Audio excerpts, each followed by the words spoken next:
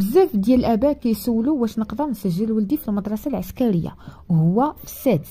الجواب هو نعم، وها هي الشروط. فكتقلب على مستقبل زوين لولدك، واش كتعرف ان التلميذ السادس ابتدائي يقدر تسجل في المدرسه العسكريه، وهذه فرصه ذهبيه ما خاصكش تفوتها.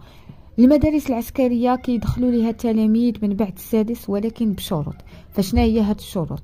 اول شرط يكون ناجح في السادس بالمعدل مزيان، العمر تقريبا ما بين 11 سنه و 13 سنه، الصحه البدنيه مزيانه، طول مقبول على حسب كل مدرسة، ويكون عنده سلوك وانضباط.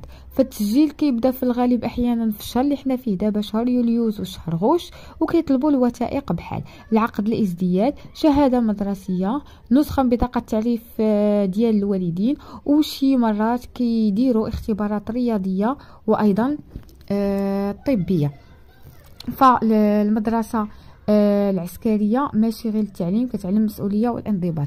فإلا عندكم اي كيف قلت لكم كتعلم المسؤوليه والانضباط وكتفتح ابواب كبيره للمستقبل. شارك الفيديو مع شي حد باغي يتسجل ولده، وخلي سؤال في التعليق اذا بغيتي نجاوبك على شي حاجه. اي حاجه عندك فيها تساؤل ما ترددش، خلي لي في كومونتير.